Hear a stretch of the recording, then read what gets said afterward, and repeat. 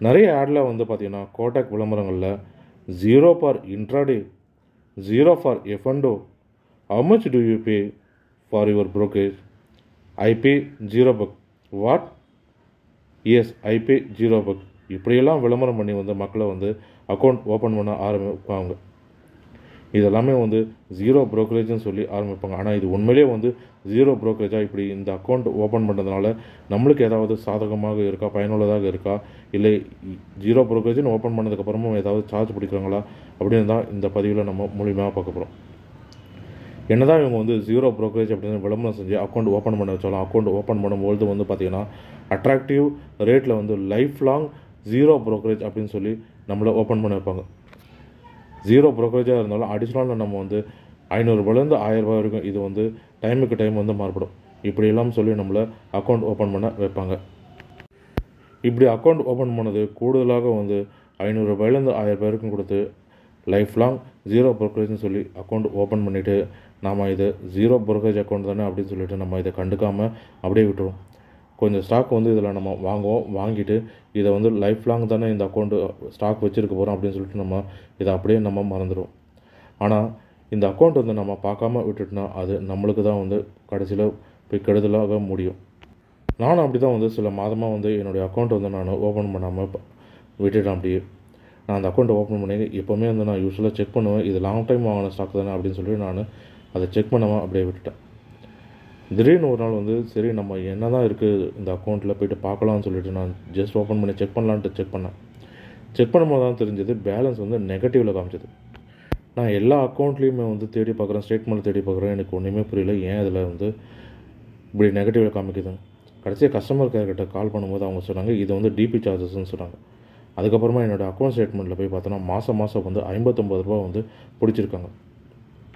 நான் தான் free brokerage app open பண்ணனே, இதில் நான் ஓப்பன் பண்ணும்போதே வந்து $1000 கட்டிவிட்டு லைஃப் லாங் ஃப்ரீ ப்ரோக்கரேஜ்னு ஓப்பன் பண்ணனே சொல்லியிருந்தேன். ஆனால் அவங்க வந்து இது வந்து ப்ரோக்கரேஜ் ஃபீஸ் கிடையாது, மெயின்டெனன்ஸ் ஃபீஸ் கிடையாது, இது வந்து டிபி சார்ஜஸ்ன்னு சொன்னாங்க. இந்த அக்கௌண்ட் ஸ்டேட்மெண்ட்லேயே வந்து பார்த்திங்கன்னா மாதம் வந்து $59 பிடிச்சிருக்காங்க. வியூ மோர் ஆப்ஷனில் போய் பார்த்தோன்னா இதுலேயுமே வந்து டிபி சார்ஜஸ்ன்னு வந்து போட்டிருக்காங்க.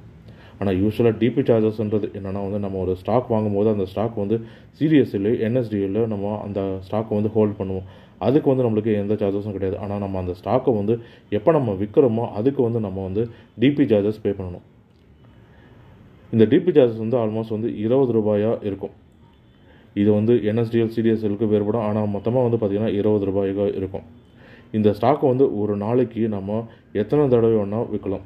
ஒரு தடவை விற்றாலும் மல்டிபிள் தடவை விற்றாலுமே வந்து ஒரே ஸ்டாக்கை ஒரு தடவை விற்றாலும் பல தடவை விற்றாலுமே வந்து ஒரு ஸ்டாக்குக்கு வந்து $20 நம்ம பே பண்ணணும்.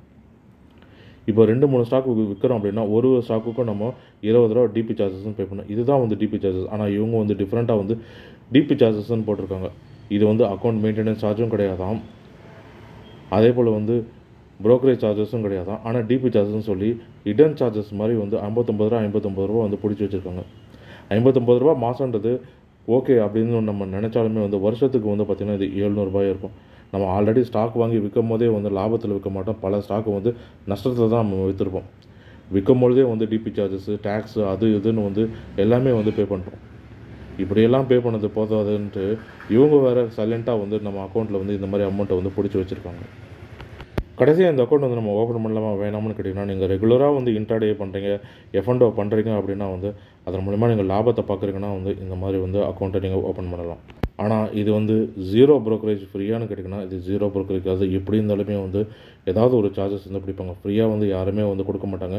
ஏதாவது ஒரு சார்ஜஸ் சொல்லி ஏதாவது ஒரு நேமை சொல்லி ஏதாவது ஒரு சார்ஜஸ் வந்து பிடிக்க தான் செய்வாங்க. ஃப்ரீயாக யாரும் கொடுக்க மாட்டாங்கன்றது தெரிஞ்சுக்கணும்.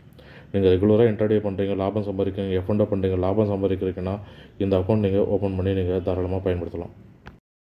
அப்படி இல்லை நான் எப்போவாவது ஒரு முறை தான் வந்து ஃபியூச்சர்ஸ் அண்ட் ஆப்ஷனோ இல்லை இன்ட்ராடேவோ நான் பண்ணுறேன், ரெகுலராக நான் பண்ணுறதில்ல அப்படின்னா வந்து இந்த அக்கௌண்ட் உங்களுக்கு வந்து பயனுள்ளதாக இருக்காது.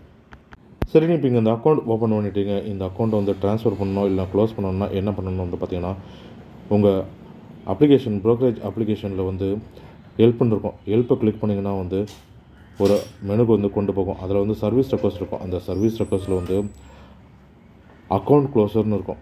இந்த அக்கௌண்ட் க்ளோஸர் நீங்கள் செலக்ட் பண்ணலாம். அப்படி அக்கௌண்ட் க்ளோஸ் ஆப்ஷன் நீங்கள் செலக்ட் பண்ணும்போது வந்து பார்த்திங்கன்னா அது ஒரு ஆன்லைன் ஃபார்முக்கு கொண்டு போகும். அந்த ஆன்லைன் ஃபார்மை நீங்கள் ஃபில் பண்ணணும். நீங்கள் எந்த ப்ரோக்கரேஜ் ஆப்புக்கு நீங்கள் ட்ரான்ஸ்ஃபர் பண்ணுறீங்களோ அந்த ப்ரோக்கரேஜ் ஆப்போட டிபிஐடி கிளைண்ட் ஐடி கொடுக்கணும். அது கூடவே வந்து சிஎம்எல் ரிப்போன்றது கஸ்டமர் மாஸ்டர் லிஸ்ட்னு இருக்கும். இதை நீங்கள் அட்டாச் பண்ணி நீங்கள் சப்மிட் பண்ணிங்கன்னா உங்கள் அக்கௌண்ட் ட்ரான்ஸ்ஃபரோ ஆகிடும். அப்படின்னா க்ளோஸ் பண்ணோன்னா உங்கள்கிட்ட இருக்கிற ஸ்டாக் எல்லாத்தையுமே வந்து விற்றுடணும். அதுக்கப்புறமா நெகட்டிவ் அமௌண்ட் காமிக்கிறது வந்து பாசிட்டிவில் மாற்றணும். இந்த மாதிரி நீங்கள் எந்த நெகட்டிவ் அமௌண்ட் இருக்கோ அதை வந்து நீங்கள் ஆட் பண்ணதுக்கப்புறமா வந்து பார்த்திங்கன்னா உங்கள் அக்கௌண்ட் வந்து க்ளோஸ் பண்ணவும் சொல்லலாம். ஸ்டாக் ஏதாவது இருந்தால் அந்த ஸ்டாக்கையும் வந்து நீங்கள் விற்றுடணும். மேலும் இது பண்ண பயனுள்ள தகவல்களுக்கு அருண் மில்லனியர் யூடியூப் சேனலை பார்க்கும். நன்றி, வணக்கம்.